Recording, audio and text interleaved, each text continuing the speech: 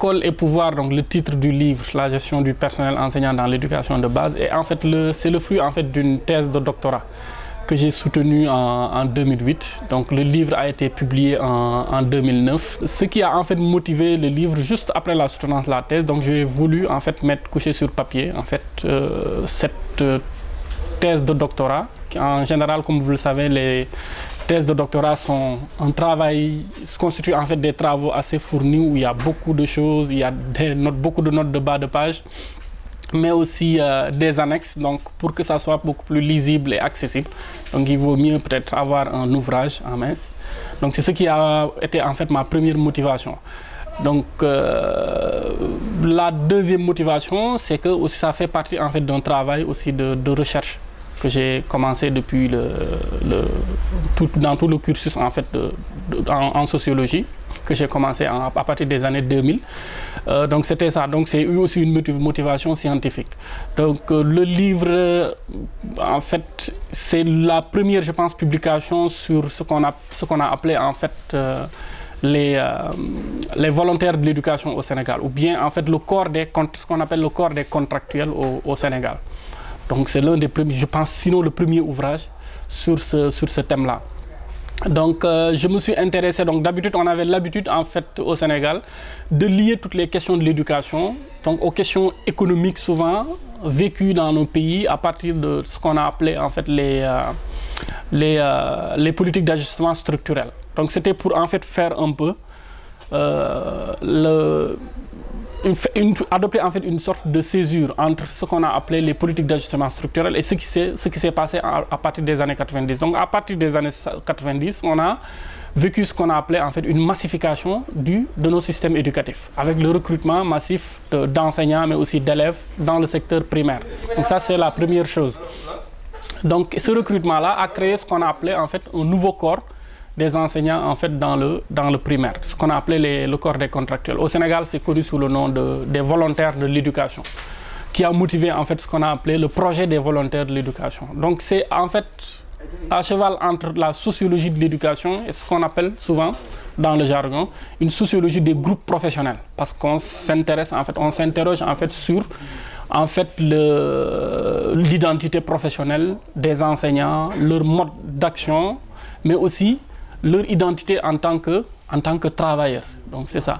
Donc le corps a été créé en 1995. Donc j'ai analysé un peu la situation des volontaires de 1995 pratiquement jusqu'en 2007-2008, donc date de la soutenance donc de ma thèse de doctorat.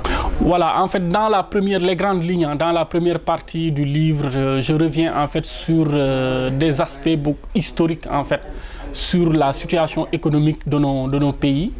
Donc sur la gestion, en fait, ce qui tourne autour des questions économiques, hein, c'est ça. Qu'est-ce qui a motivé en fait la naissance en fait de ce projet des volontaires de l'éducation? Donc cette contractualisation accrue en fait dans l'enseignement primaire. C'est ça. Dans la première partie, en fait, je m'interroge sur en fait, ce contexte politique et économique du Sénégal, qui, rappelons-le, a été le pays qui est allé beaucoup plus loin que les autres pays. Le Sénégal, je pense, dans ce domaine-là, est allé beaucoup plus loin que les autres pays de la sous-région dans la contractualisation dans le primaire. Donc ça, c'était la première partie. Mais aussi, dans cette première partie, je précise aussi une chose très importante, c'est qu'il n'y avait pas trop de lien entre ce qu'on a appelé les politiques d'ajustement structurel et la situation, en fait, ce qu'on appelait la condition enseignante dans le primaire. La condition enseignante est justifiée, en fait, et expliquée par ce qu'on a appelé, en fait, une massification du système éducatif à partir des années 90. Ça, c'est très important comme analyse à faire. Dans la deuxième partie, là, c'est beaucoup plus ce qu'on appelle une sociologie des groupes professionnels, où vraiment je reviens sur l'identité en fait des enseignants en tant que groupe professionnel, sur les interactions avec les autres syndicats d'enseignants. Donc, pour revenir sur le titre du livre, c'est en fait École et pouvoir.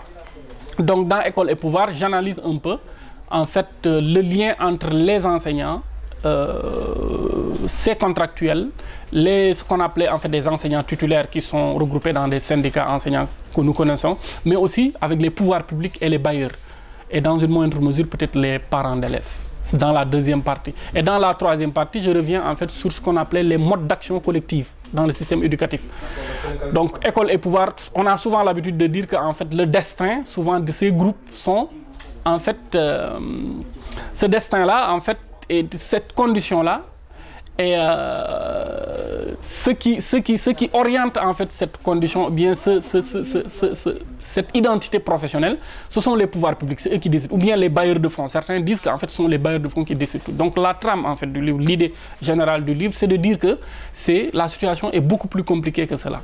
Donc quand on rentre aussi dans les dynamiques internes, dans l'identité en fait même professionnelle, on se rend compte que ce sont des gens qui ont beaucoup de marge de manœuvre dans la gestion même en fait du système éducatif ou bien de leurs propres conditions en tant qu'enseignant.